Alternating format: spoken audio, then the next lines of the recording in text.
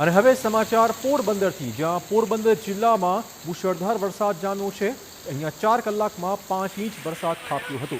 અહીંયા ધોધમાર વરસાદથી અનેક વિસ્તાર જળમગ્ન બન્યા છે। વરસાદી પાણીના નિકાલના અભાવે લોકોની હાલાકી વધી ગઈ છે। શહેરના તમામ માર્ગો પર ગોઠણસમાં પાણી ભરાઈ ગયા છે।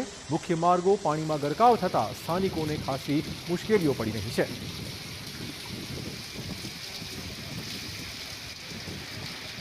તો પોરબંદરમાં ધોધમાર વરસાદ પડતા લોકમેળાનું ગ્રાઉન્ડ પાણીથી ભરાઈ ગયું છે।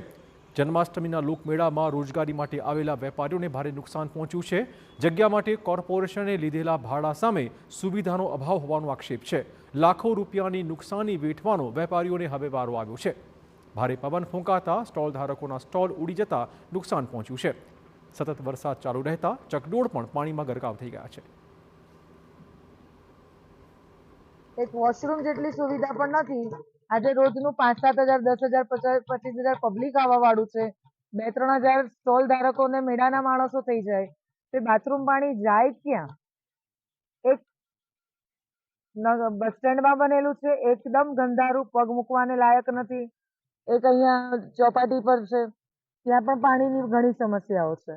આવા મેળા આયોજન કરે છે, આટલા રૂપિયા લે છે, તો નગરપાલિકાએ આ બધી નાની નાની સુવિધાઓ આપવી બહુ જરૂરી છે। તો વેપારીઓનો આક્ષેપ છે કે કોર્પોરેશનની જગ્યા માટે ભાડું વસૂલ્યું, પરંતુ યોગ્ય સુવિધા આપવામાં તંત્ર નિષ્ફળ નીવડ્યું છે। ત્યારે હવે તંત્ર સમસ્યાનું યોગ્ય નિરાકરણ લાવે તેવી પણ માંગ છે।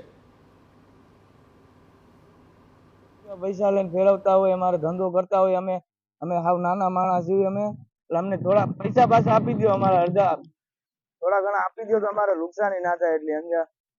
મારી કહેવાની નગરપાલિકામાંથી એટલી માંગ છે કે મને થોડુંક પ્રોફિટ પાછું આપી દો। અમારું 50% માલ બધું અમારો અડધો આમાંય છે।